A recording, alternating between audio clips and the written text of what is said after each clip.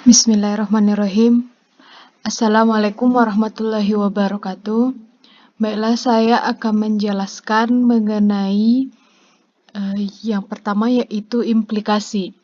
Implikasi adalah keterlibatan atau keadaan terlibat menurut KBBI, sehingga setiap kata imbuhan dari implikasi seperti kata berimplikasi atau mengimplikasi, yaitu berarti mempunyai hubungan keterlibatan atau melibatkan dengan suatu hal. Jenis-jenis implikasi yang pertama yaitu implikasi teoritis. Implikasi teoritis ini adalah di mana seorang peneliti akan menggunakan kelengkapan data berupa gambar-gambar maupun foto yang bertujuan untuk menguatkan hasil temuan dan penelitiannya. Yang kedua, implikasi metodologi adalah membahas tentang bagaimana cara dan metode dari teori-teori yang digunakan dalam sebuah penelitian.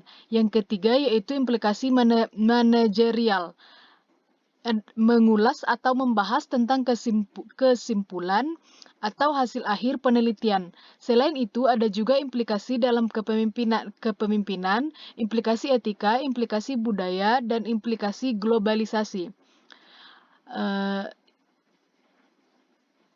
Yang selanjutnya itu saran. Hal-hal yang perlu diperhatikan dalam membuat saran, yang pertama memberikan referensi. Hal ini pertama yang perlu diperhatikan dalam membuat saran karena adalah memberikan referensi ke penulisan seperti penelitian dan metode yang dipakai. Karena referensi ini adalah maksudnya di sini memberikan referensi ke penulisan seperti penelitian dan metode yang dipakai. Yang kedua yaitu memberikan kata anjuran. Tujuannya agar peneliti selanjutnya bisa lebih baik dan maksimal. Yang ketiga, jumlah kata. Tujuannya agar kesimpulan dan saran lebih efisien. Selanjutnya saya akan menjelaskan contoh kesimpulan. Saya akan mengambil mengenai contoh kesimpulannya analisis putusan hakim. Ya, berdasarkan uraian pada bab-bab sebelumnya, dapat ditarik kesimpulan bahwa yang pertama, hasil penelitian memperlihatkan bahwa utang piutang yang dilakukan oleh konsumen seharusnya dibayar secara keseluruhan kepada pihak pemberi utang. Yang kedua, pandangan Islam secara umum terhadap putusan hakim adalah dengan cara melakukan perdamaian tanpa adanya hukuman terhadap debt collector. Selanjutnya saya akan menjelaskan tentang contoh implikasi.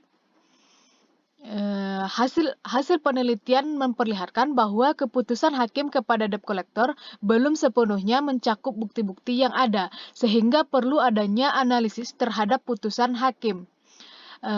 Selanjutnya, contoh dari rekomendasi atau saran adalah berdasarkan hasil kesimpulan dari hasil penelitian tersebut, dapat diajukan saran-saran seperti yang pertama, disarankan kepada setiap orang agar lebih mempermudah masalah utang piutang dan membaca bahan lainnya mengenai aturan tentang hutang piutang. Yang kedua, disarankan kepada pembaca lebih banyak lagi membaca bahan lain mengenai analisis putusan hakim yang lain menurut pandangan Islam.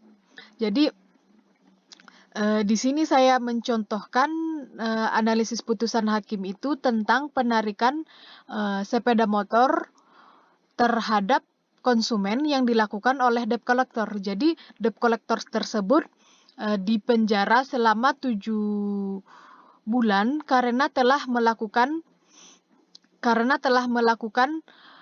penarikan barang terhadap konsumen. Cukup sekian yang dapat saya sampaikan. Assalamualaikum warahmatullahi wabarakatuh.